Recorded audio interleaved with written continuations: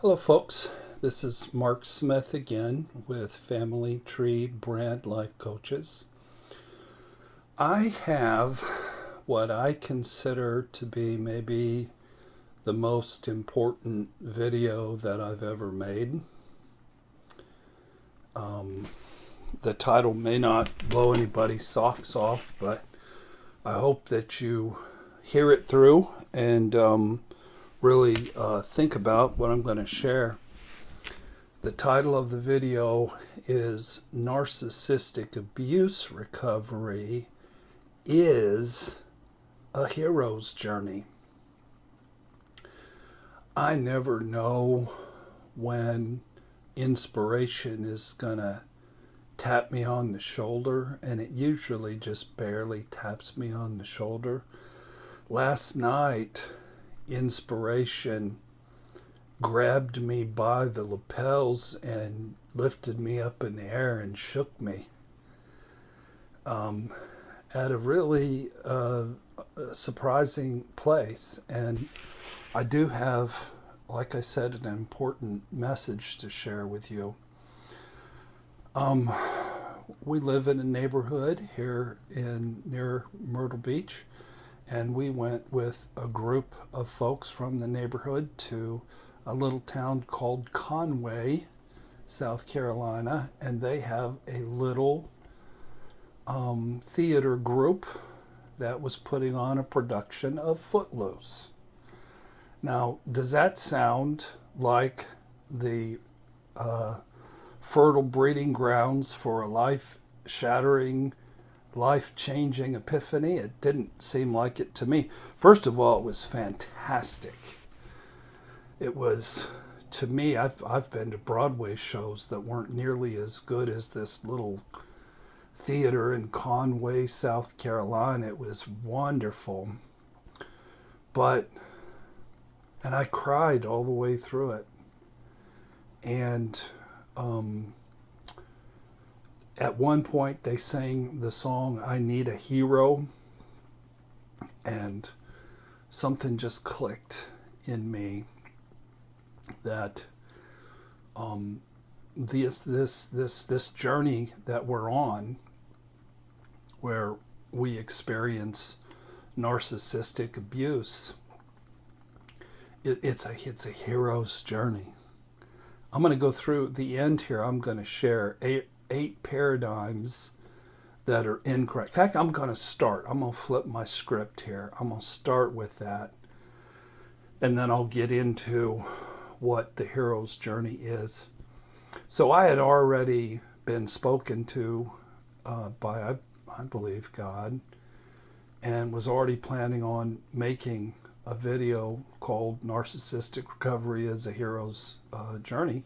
And then I remembered Joseph Campbell, who was quoted liberally by my favorite poet, David White. And Joseph Campbell was somebody who, a very famous writer about mythology.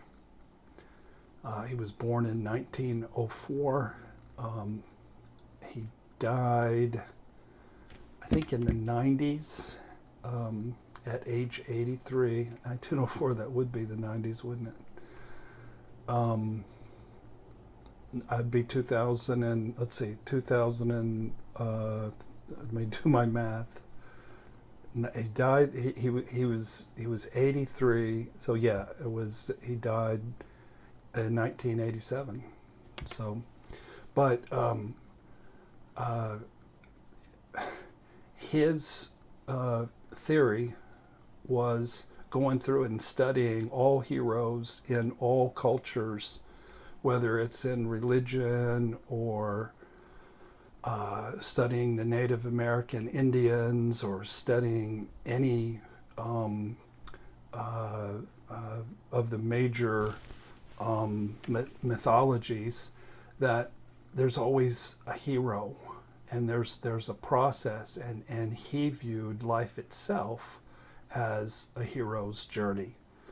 So let me share with you a couple of quotes, and then I'm going to go through and give the negative, incorrect paradigms.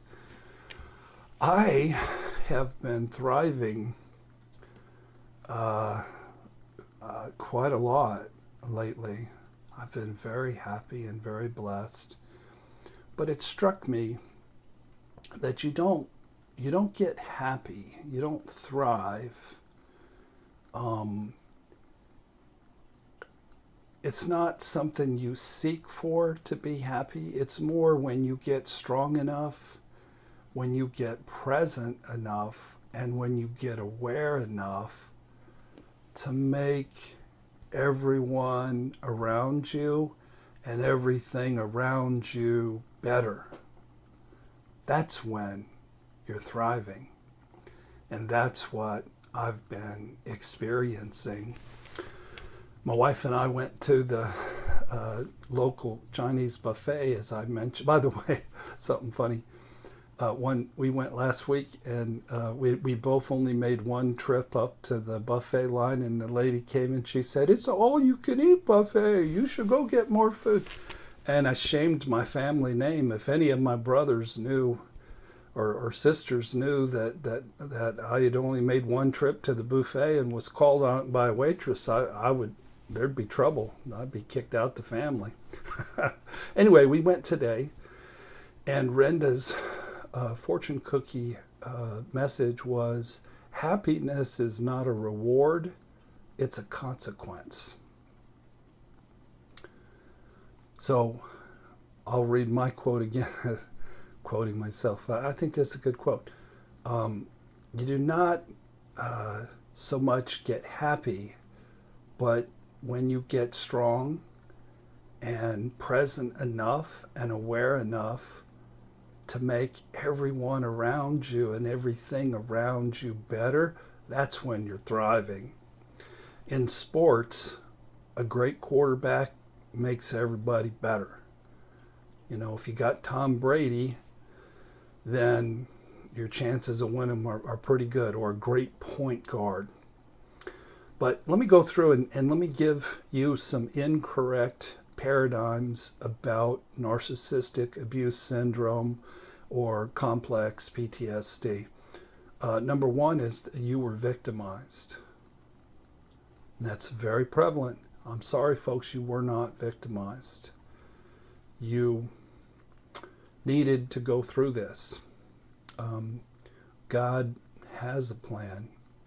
You needed an opportunity to heal. You needed an opportunity to reenact the drama and the wounding of your childhood. And nobody has the power to victimize you. You signed on for it.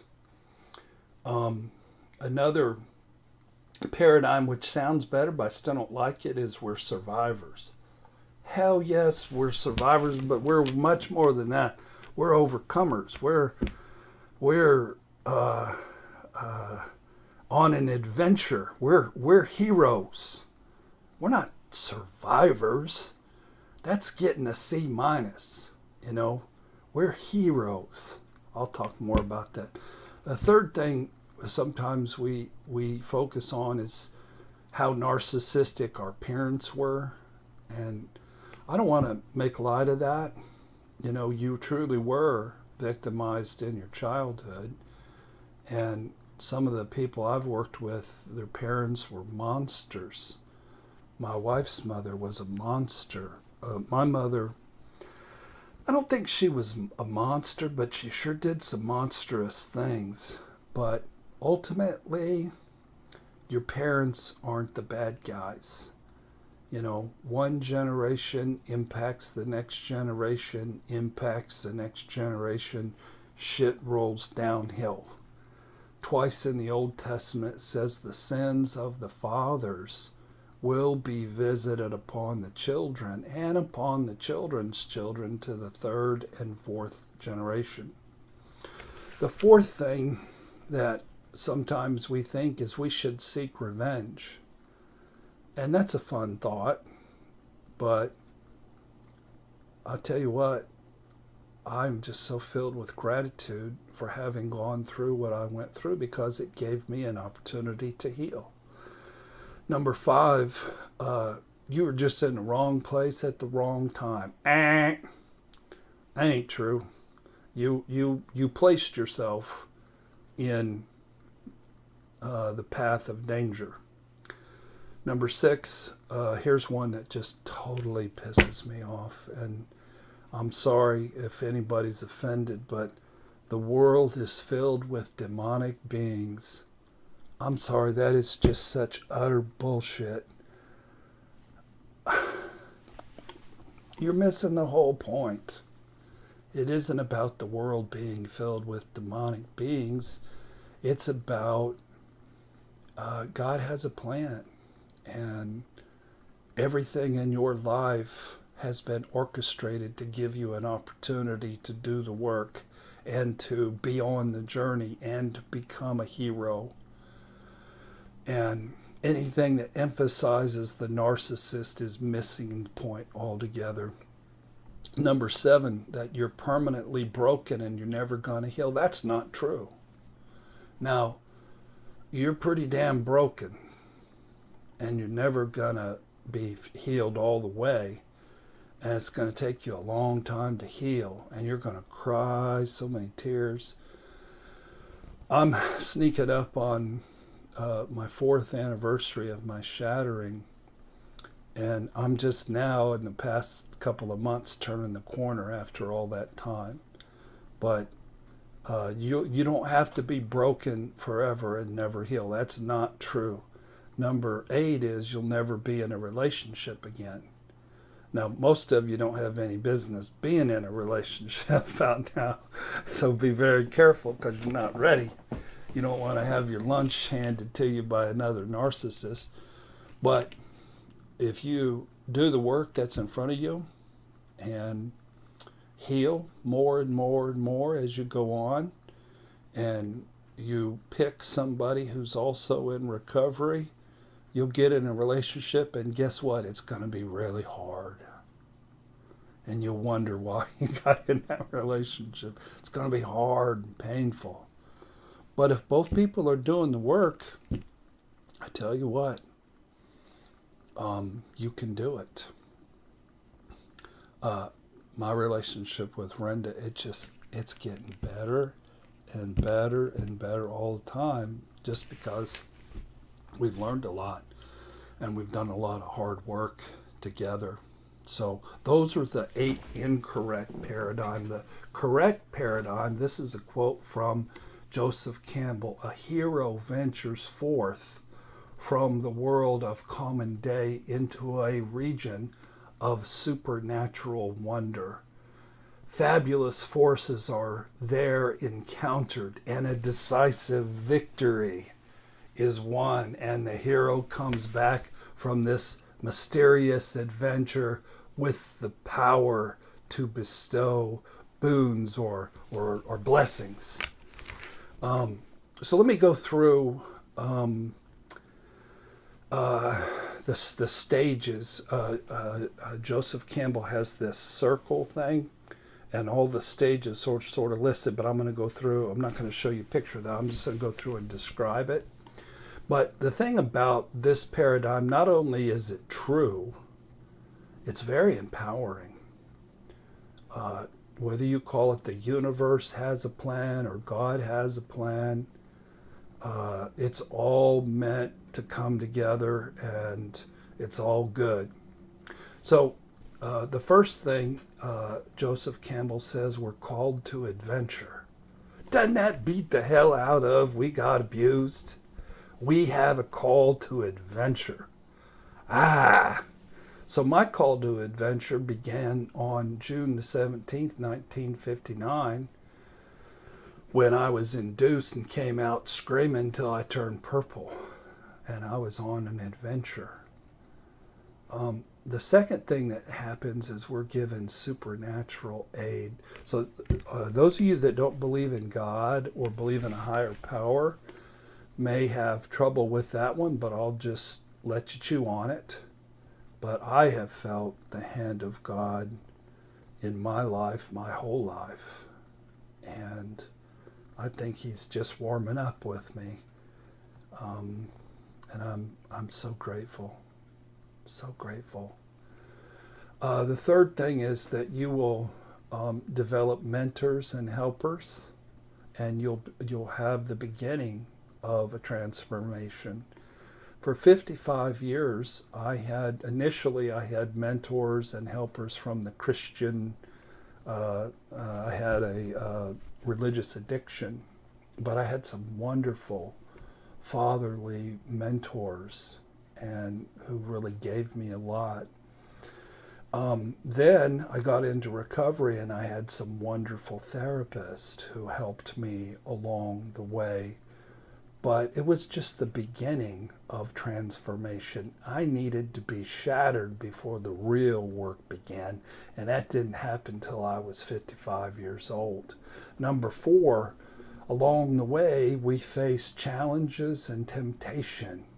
And number 5, we go into the abyss. We experience a death of sorts and a rebirth of sorts, and what we would call a shattering, or in many of our cases, Narcissistic Abuse Syndrome. Number 6 is you go through a transformation. A lot of my friends, they knew me before I was shattered, and I went through hell, and they're like, Mark, we like you a lot better now that you've been through this, because you're nicer, you're sweeter, you're kinder, you're gentler. Number 7, and this is the area that I'm getting into, is you make atonement, you make amends, you are sort of paying it forward to the future. I was standing in line in between the intermission of Footloose, and they were selling beer and a bottle of water. My wife was in the bathroom. I knew she'd want a bottle of water. I knew I wanted a beer. But they didn't take debit cards. They didn't take credit card. They just took this thing called cash. What is that? I didn't have no cash. I don't carry cash. So I was SOL. And then an older gentleman said, I got you. And he bought my beer and he bought my water. And I was so touched by that. I said, thank you. And he said, pay it forward. And that's what, when you get through a shattering and you go through a transformation and you make amends and you return and you start handing out blessings, it's a celebration. It's paying it forward. It's you just won the Super Bowl and there's a parade in your honor. So you having been narcissistically abused is actually a wonderful opportunity for you to heal. Now, it may not feel like a wonderful opportunity about early on in your shattering. It may feel like the worst thing that's ever had. I shared it in another video. My shattering was by far the worst thing that's ever happened in my life. But it was also by far the best thing that's ever happened in my life. So when you work your recovery and you're in this process of spirituality and mentoring and shattering and transformation and atonement and amends, everybody's watching. I got a comment the other day saying that they've been watching ever since I was shattered, and they can see the joy and the happiness now. And back in 2015, 16, 17, I was sad. Sometimes it was all I could do to, and a lot of the times I cried through most of those early videos because I was just so broken. But not only is everybody around you watching, but you're going to impact generations that come after you. So you have an opportunity to regain your integrity, because when the bomb goes off, it'll blow your arm off, it'll blow your leg off, it'll ruin your reputation, it'll ruin your finances. You're going to have to dig yourself out of a hole. It will cause a divorce it will impact your health, it will harm your career. So this process is about regaining your sense of self. So recovery has a momentum to it, and you get to a point in your recovery. With me, it was a little past 3.5 years. It's like rolling a boulder downhill. That thing gets moving pretty powerfully fast and pretty strong, and everything is getting better. What I've noticed is I now have assertiveness skills and a healthy sense of entitlement. And I've had several opportunities where narcissistic bullies have come along, tried to take my lunch money, and they thought that I was somebody that they could bully, and they found out otherwise. They didn't get my lunch money. Not even close. Not even close. But it's like you don't have to be mean and ugly. You just have to know who you are, and you have to have a strong sense of self, and you have to know a little bit something about psychopathy. But I hope this paradigm will help you and give you vision and give you hope. God really does have a plan for you. You're a hero. You have an opportunity to rise up from the ashes like a phoenix and get better and not have your hands shake.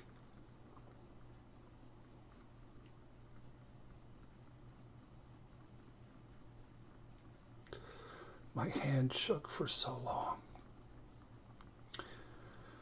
And not have your finances be a mess, and to be in a truly loving, solid relationship. If I can do it, y'all can do it. It can be done.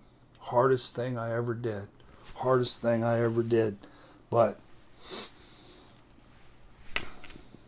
you can do it. So life is one big opportunity, and we don't pick our parents and we don't pick our circumstances. We just got to deal with whatever comes our way. And I, for one, am glad I come from the family I came from, and glad that I've learned all the things I learned. I wish I was 21 and know what I know now. But part of aging, I'm going to be 60 here pretty soon, but part of aging is an adventure. It's an adventure, and you get an opportunity to be a hero, and you go through this process, even in the aging process. It makes life exciting. It really does. So I'm going to be talking more about the hero's journey. If you guys haven't read anything from Joseph Campbell about the hero's journey, Google him, and I think you'll find it fascinating. A lot of famous people quote him. He's a genius, just a very smart man. So thank you for watching today, and I am wishing you a solid recovery process. I am wishing you hope. I am wishing you blessing.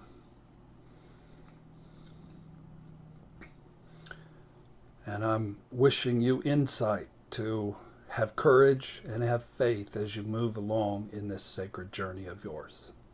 Thank you for watching, and God bless.